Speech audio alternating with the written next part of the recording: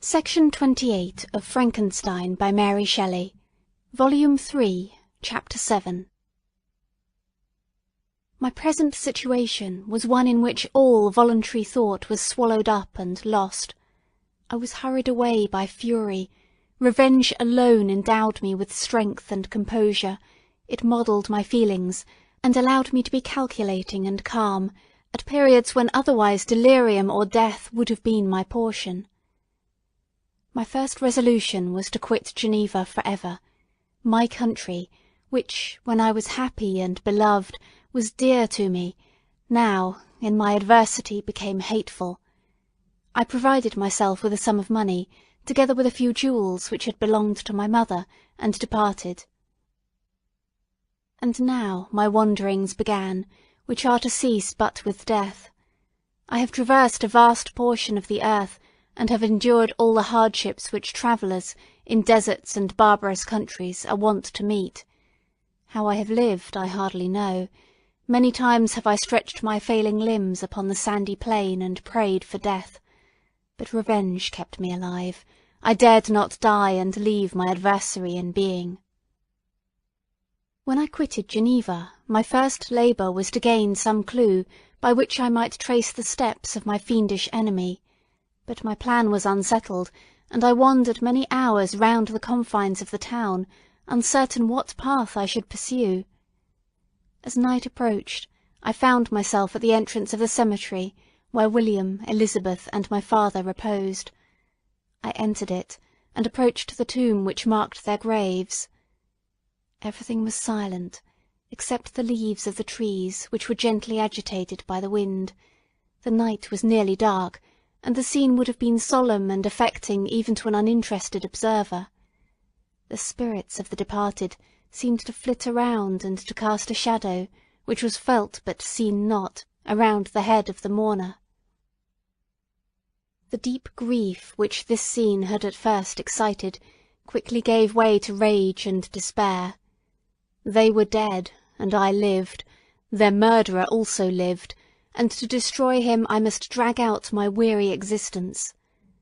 I knelt on the grass and kissed the earth, and with quivering lips exclaimed, "By the sacred earth on which I kneel, by the shades that claimed I wander near me, by the deep and eternal grief that I feel, I swear, and by thee, O night, and by the spirits that preside over thee, I swear to pursue the demon who caused this misery, until he or I shall perish in mortal conflict.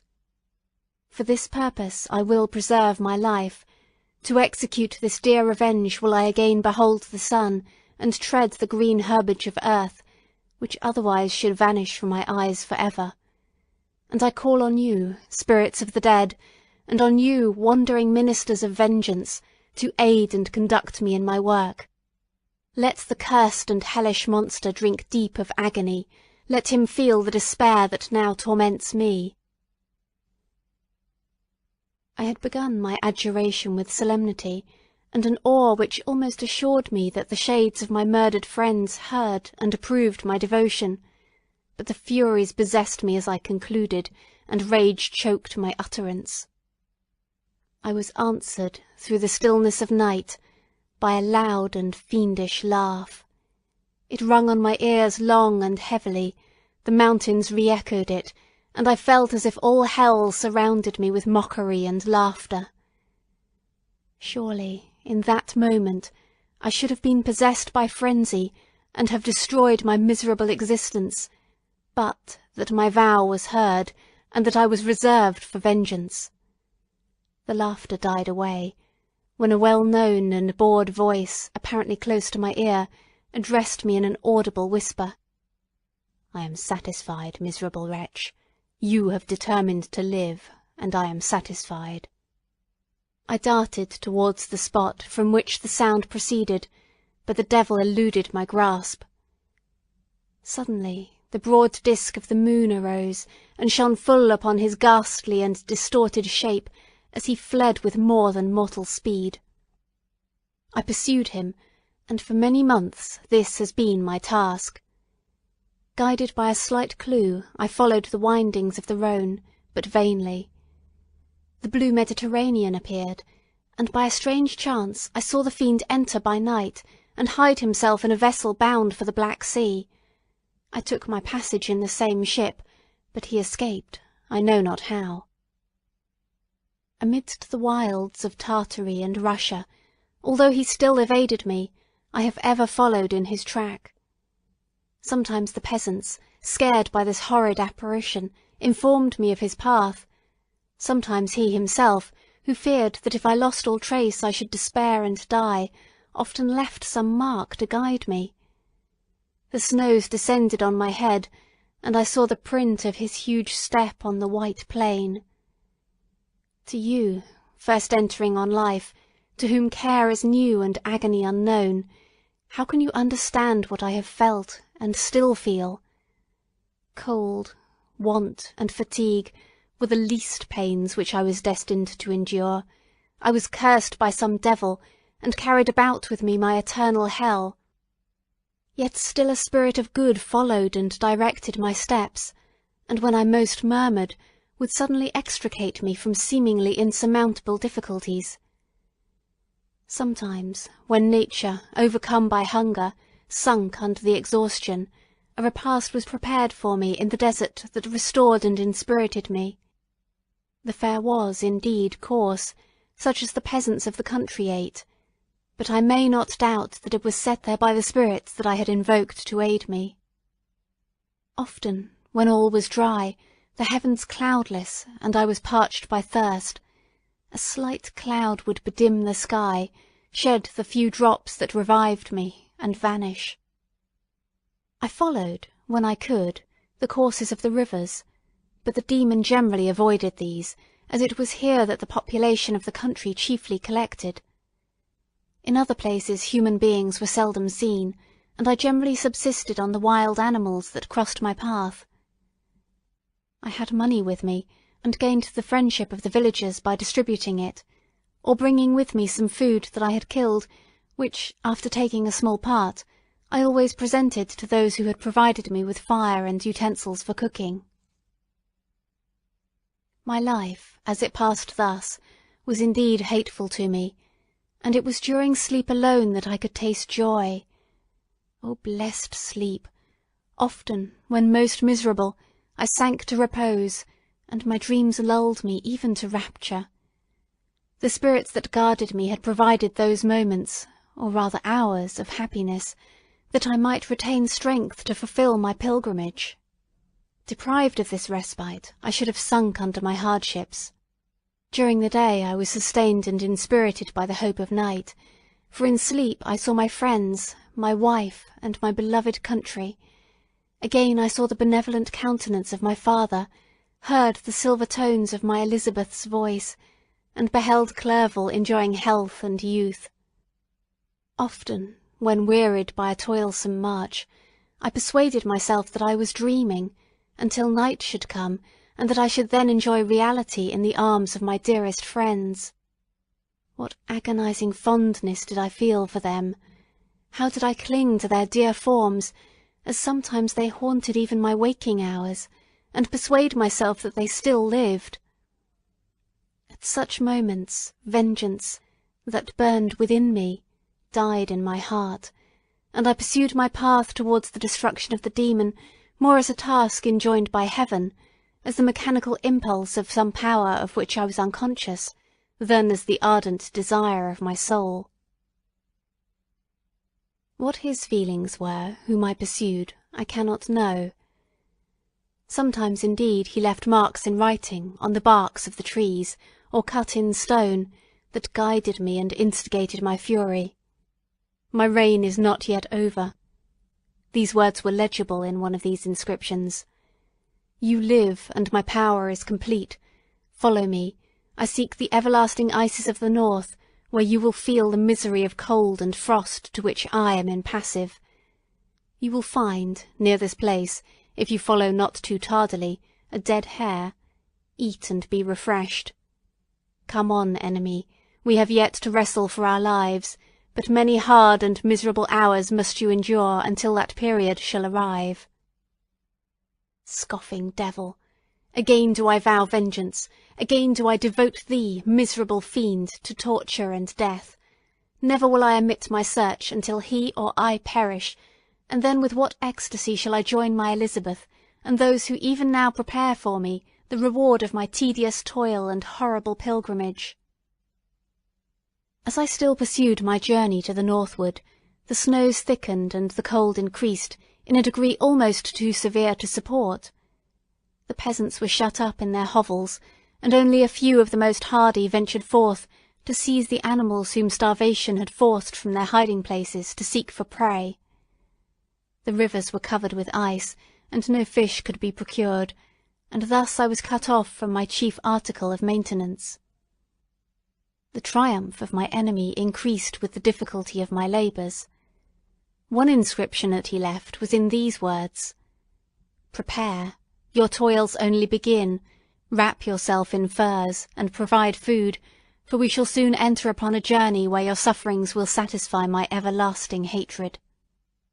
My courage and perseverance were invigorated by these scoffing words. I resolved not to fail in my purpose, and, calling on heaven to support me, I continued with unabated fervour to traverse immense deserts, until the ocean appeared at a distance and formed the utmost boundary of the horizon. Oh, how unlike it was to the blue seas of the south! Covered with ice, it was only to be distinguished from land by its superior wildness and ruggedness. The Greeks wept for joy when they beheld the Mediterranean from the hills of Asia, and hailed with rapture the boundary of their toils. I did not weep, but I knelt down, and with a full heart thanked my guiding spirit for conducting me in safety to the place where I hoped, notwithstanding my adversary's gibe, to meet and grapple with him. Some weeks before this period I had procured a sledge and dogs, and thus traversed the snows with inconceivable speed. I know not whether the fiend possessed the same advantages, but I found that, as before I had daily lost ground in the pursuit, I now gained on him, so much so that when I first saw the ocean he was but 1 day's journey in advance, and I hoped to intercept him before he should reach the beach.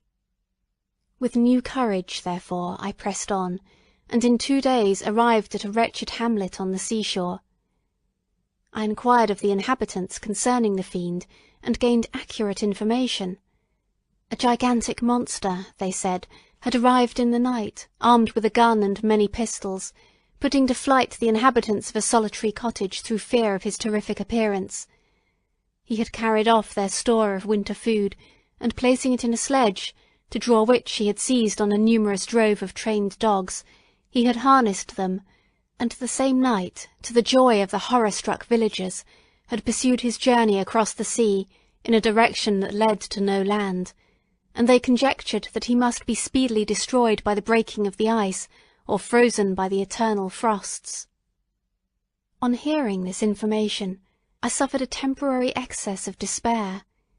He had escaped me, and I must commence a destructive and almost endless journey across the mountainous ices of the ocean, amidst cold that few of the inhabitants could long endure, and which I, the native of a genial and sunny climate, could not hope to survive.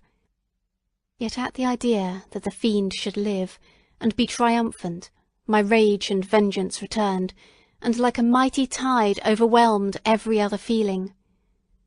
After a slight repose, during which the spirits of the dead hovered round and instigated me to toil and revenge, I prepared for my journey.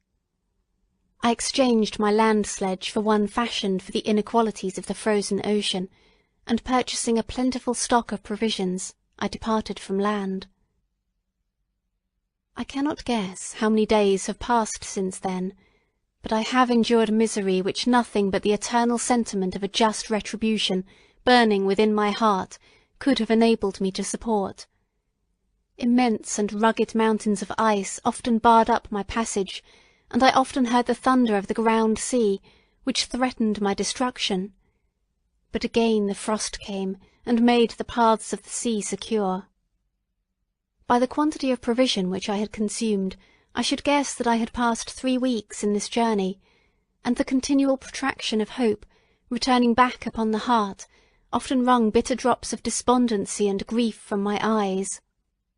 Despair had indeed almost secured her prey, and I should soon have sunk beneath this misery, when once, after the poor animals that carried me had, with incredible toil, gained the summit of a sloping ice mountain, and one, sinking under his fatigue, died, I viewed the expanse before me with anguish, when suddenly my eye caught a dark speck upon the dusky plain. I strained my sight to discover what it could be, and uttered a wild cry of ecstasy when I distinguished a sledge and the distorted proportions of a well-known form within. Oh, with what a burning gush did hope revisit my heart! Warm tears filled my eyes, which I hastily wiped away, that they might not intercept the view I had of the demon. But still my sight was dimmed by the burning drops, until, giving way to the emotions that oppressed me, I wept aloud. But this was not the time for delay. I disencumbered the dogs of their dead companion, gave them a plentiful portion of food, and, after an hour's rest, which was absolutely necessary, and yet which was bitterly irksome to me, I continued my route. The sledge was still visible, nor did I again lose sight of it, except at the moments when, for a short time, some ice rock concealed it with its intervening crags. I indeed perceptibly gained on it, and when, after nearly 2 days' journey, I beheld my enemy at no more than a mile distant, my heart bounded within me. But now, when I appeared almost within grasp of my enemy, my hopes were suddenly extinguished, and I lost all trace of him more utterly than I had ever done before. A ground sea was heard. The thunder of its progress, as the waters rolled and swelled beneath me, became every moment more ominous and terrific. I pressed on, but in vain. The wind arose, the sea roared, and, as with the mighty shock of an earthquake, it split and cracked with a tremendous and overwhelming sound. The work was soon finished. In a few minutes a tumultuous sea rolled between me and my enemy, and I was left drifting on a scattered piece of ice that was continually lessening, and thus preparing for me a hideous death. In this manner many appalling hours passed. Several of my dogs died, and I myself was about to sink under the accumulation of distress, when I saw your vessel riding at anchor, and holding forth to me hopes of succour and life. I had no conception that vessels ever came so far north, and was astonished at the sight. I quickly destroyed part of my sledge to construct oars, and by these means was enabled, with infinite fatigue, to move my ice raft in the direction of your ship. I had determined, if you were going southward, still to trust myself to the mercy of the seas, rather than abandon my purpose. I hoped to induce you to grant me a boat with which I could pursue my enemy. But your direction was northward. You took me on board when my vigour was exhausted, and I should soon have sunk under my multiplied hardships into a death which I still dread, for my task is unfulfilled. Oh, when will my guiding spirit, in conducting me to the demon, allow me the rest I so much desire? Or must I die, and he yet live? If I do, swear to me, Walton, that he shall not escape, that you will seek him and satisfy my vengeance in his death. Yet, do I dare ask you to undertake my pilgrimage, to endure the hardships that I have undergone? No, I am not so selfish. Yet, when I am dead, if he should appear, if the ministers of vengeance should conduct him to you, swear that he shall not live, swear that he shall not triumph over my accumulated woes, and live to make another wretch such as I am. He is eloquent and persuasive, and once his words had even power over my heart, but trust him not. His soul is as hellish as his form, full of treachery and fiendish malice. Hear him not. Call on the names of William, Justine, Clerval, Elizabeth, my father, and of the wretched Victor, and thrust your sword into his heart. I will hover near, and direct the steel aright. End of section 20.